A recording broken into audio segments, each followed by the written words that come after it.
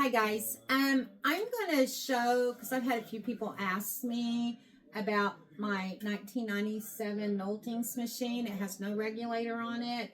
It's not computerized, but I love it because I still feel like I'm quilting. I can't hand stitch anymore, so I feel like I'm still quilting, but I'm not having to hand stitch it and put it on the old-fashioned loom and everything. And I am 100% self-taught. I bought the machine and this, and I had no clue. So everything I've learned, I've just picked up different things on watching YouTube videos. And to be honest, it seems like everyone on YouTube does it a little bit different. And I have learned that, I've got a fly in here. I have learned that no one is right and no one is wrong. You just kind of need to grab what you can from each one of those and do what seems to work best for you, for your long arm setup, and maybe even for your machine. So, first of all, I want to say, if you've got a chance, what did I pay for every bit of this?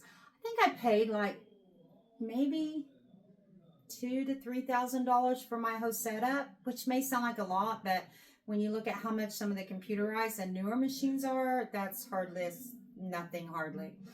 And it's been a while. I've had this machine and I probably have done 50-ish quilts on this setup so far. So I love my machine. I keep it oiled. It has wicks up here at the top, and I just put a drop of oil. In fact, I'll be doing that here in a few minutes because I usually do it right before I start the next quilt instead of doing it at the end of the last quilt. So I still need to oil this. But I am loading a king size. King size is the hardest one. This, my long arm is 12 feet. So I have about maybe 18 inches to 2 feet at this end. And of course I have about the same at the other end because I do mark center on my quilt and on my backing, and to get it started that way. This, I don't remember the measurements of this quilt, but I did put enough, border around it. Okay, sorry guys, I received a phone call, so I'm not even sure what we were talking about or where I was. But anyways, I have this king size. I'm not sure the exact size of it, but I did go and lay the king size top on my bed because I'm doing this one. I don't make very many quilts for me and my husband, and we maybe have, out of all the quilts I've ever done, this will probably be our fourth one that we've kept, and 2 of them are lap throws. So this one and another one I'm doing for our bed. But because we don't even have one for our bed yet, I give them all away. So but anyway, so I'm gonna probably put this on time lapse and let you guys watch me, because I walk around the machine a lot and it would get boring if you were sitting here watching it in regular speed. But right now all I'm doing is rolling my backing on let me get something down. I'm rolling my backing up on my first one here, and I just keep walking back and forth. And I just kind of make sure it's tight going sideways. So when it rolls up on here, I don't get any kinks. You can roll your hand across here and kind of feel for those kinks and stuff too. Just be careful because, you know, you're using pins to pin your backing onto your lead. And those pins, I've already been poked 3 times today just trying to pin this one on here. But anyway, so what I'm going to do is I'm going to just finish rolling this one on here and see it's kind of getting some kinks over here. So I just come and straighten them up before they become an issue or a problem for me. And then I, you know, do it slow. Don't get in a rush on this, because if you do later on when you're halfway through your quilt and you're trying to, you know, get it quilted, these kinks and things can cause you big issues. And I know from personal experience. So I usually take my time, do a few rolls, and just straighten, kind of run my hand down my backing and make sure I'm not feeling any kind of major kinks here, and keep it as tight and smooth as I can. And then I'm coming across the seam, and seams are not hard to do, but you know, none of us sew perfect. So those seams usually can be a little, you know, 1/4 inch off or whatever. So That just, you just kind of got to watch them a little closer, but it'll work out. And I should have trimmed that. I didn't, but for the sake of this video, I'm not going to stop and do that. But yeah, I should have trimmed that. I didn't even think about it until just now. So, and like I said, other people may do it another way. I don't know how other people do it, except for the people that were brave enough to post on Facebook. And I say brave enough because every one of the videos that I watched, there was people criticizing, oh, you're doing it wrong, you're doing it wrong. So I'm sure I'll probably have people telling me I'm doing it wrong too, and that's okay. I'm doing what's right for me and for my long arm. And so far, like I said, I've put out probably well over 50 quilts so far with this thing. And it works, you know. My quilting isn't perfect. I don't do it for money. I do not quilt for money because I don't have a computerized long arm, and I'm having to guide it myself, so it's not perfect. I use a Pantograph, which is already on my table over here, but I'm probably going to change it. I don't think I'm going to use the one I have. And so now I'm almost done. So now I'm getting ready to come over and pin it to the other side. And I use this because I used to keep them in my mouth. Let me show you guys.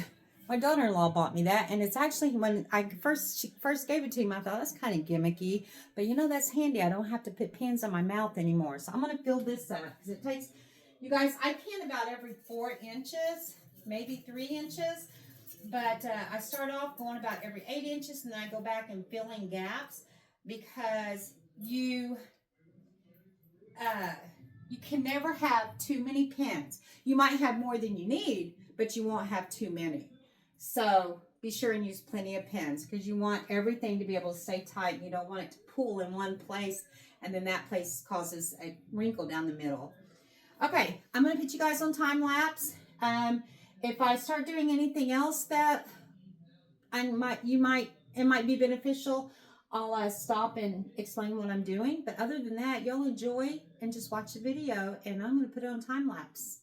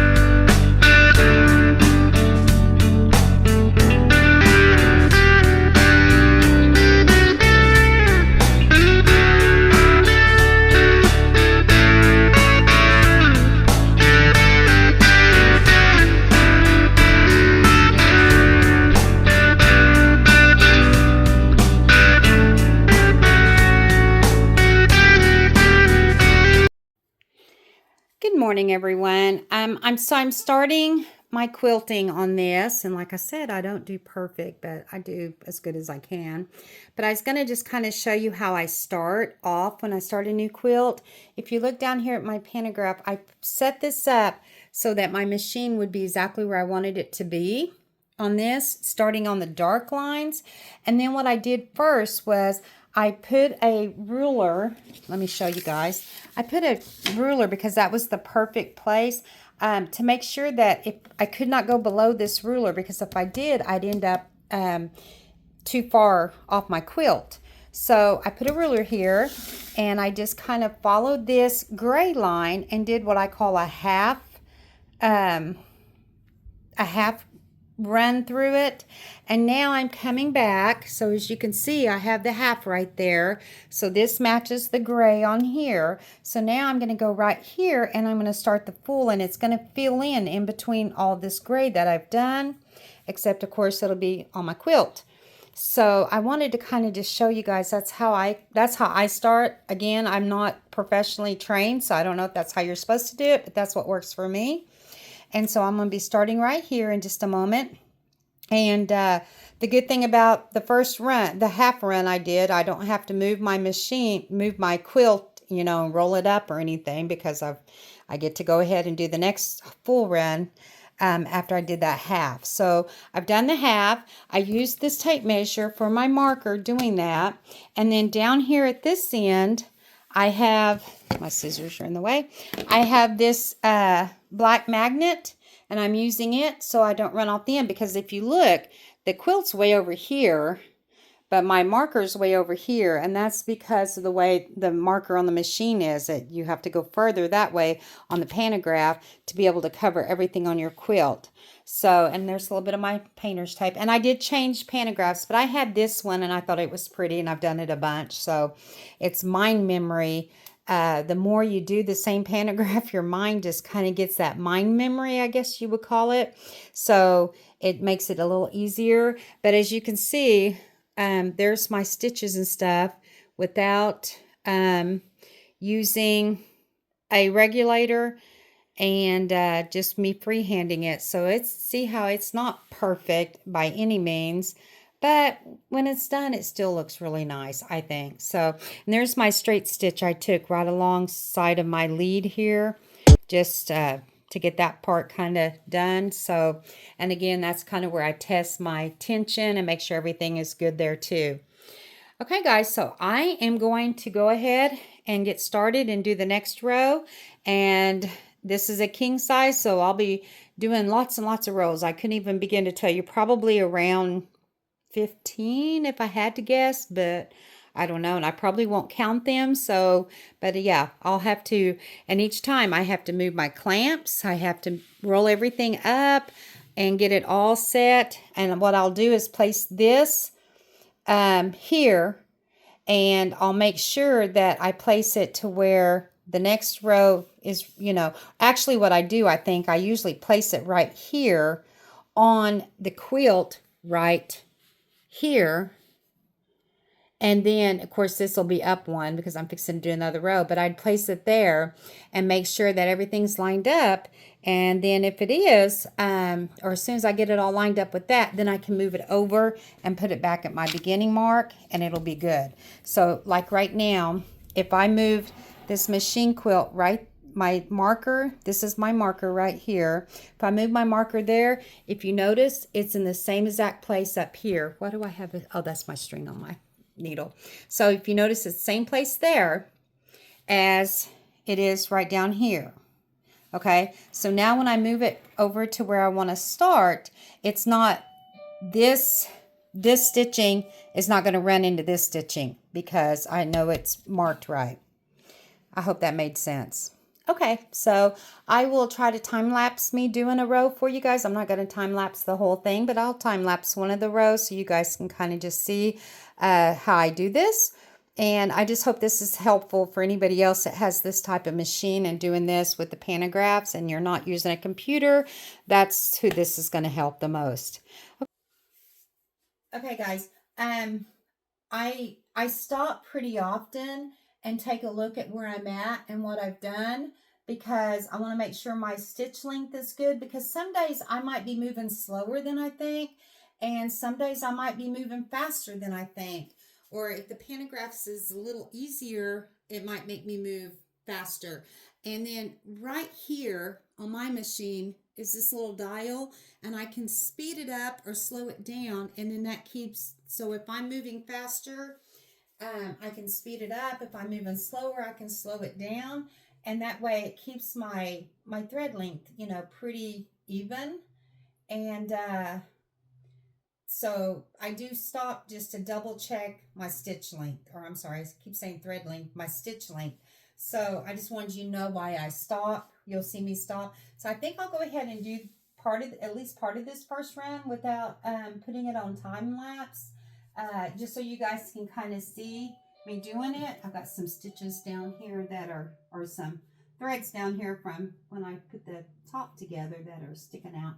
So I'll go ahead and do a little bit of this so you guys can kind of see.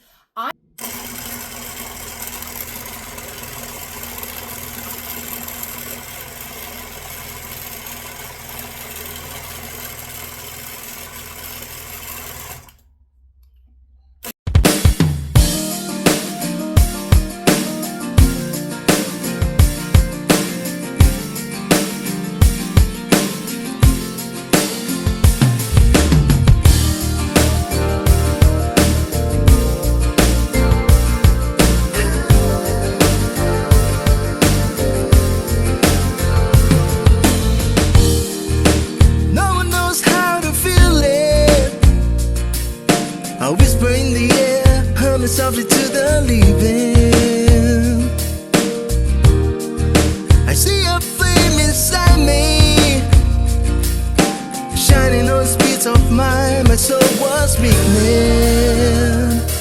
I found you. My world is now complete. I thought it was impossible, but that's how things were to me. I love you, and it's not some reverie. I'll lay down in your arms, and there's where I wanna be forever. I could go ahead and kind of show you guys how I move it up to the next section, line it up. Let me get my machine back down here out of the way. I always move my machine over here in the spot that we're not using now. Take my guides off of there. Okay. Let me make sure I'm putting this where you guys can kind of see what I'm doing. Okay. So what we're going to do, we're going to be rolling it all. We're going to be rolling it all to this other lead. You guys probably can't see me. Okay. So what we're going to do is be rolling it over to this this bar now, and that's where our finished part of our quilt will go. And but because I have this on here wrong, I'm going to have to probably loosen this side first a little bit. I do have to take my clutch off of that, or my brake off of that, I call it. And now I'm going to go to the other side and roll it up from the other side. And like I said, I'll put my machine on there and I'll know how far to roll it to, okay?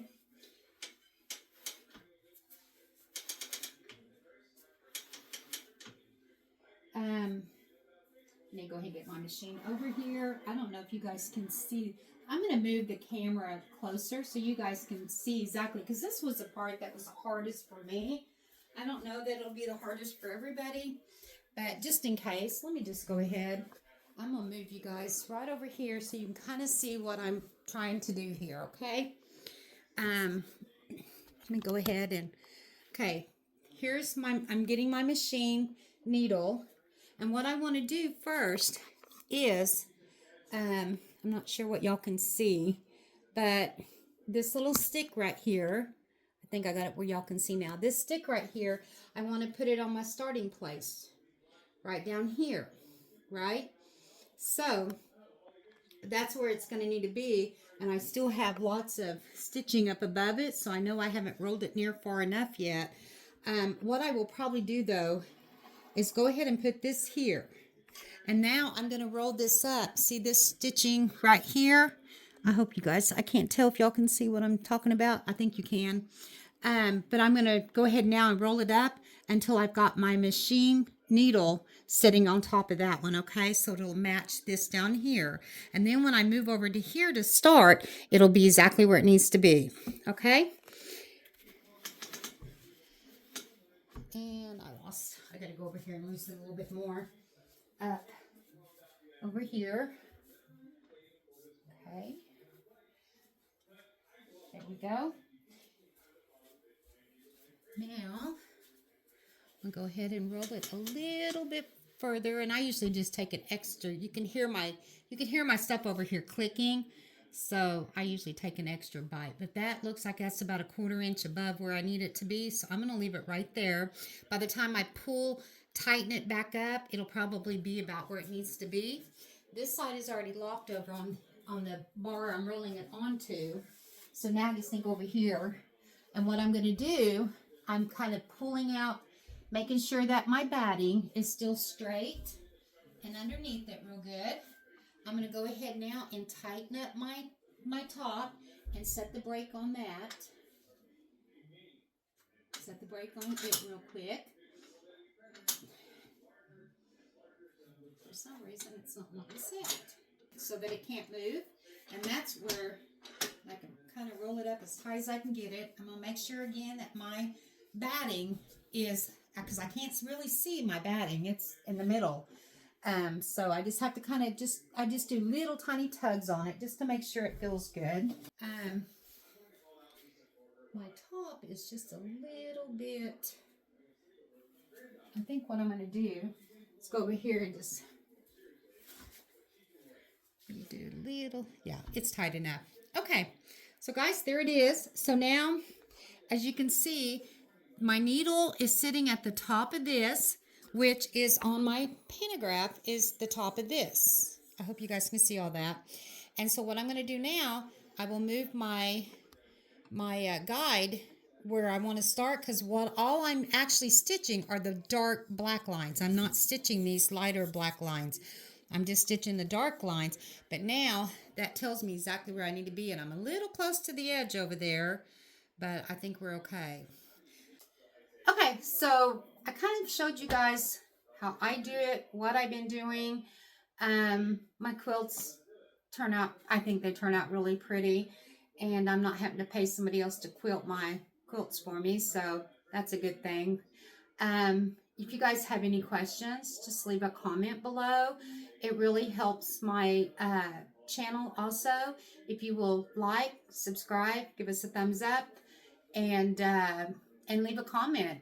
Thanks for watching, and you have a wonderful day.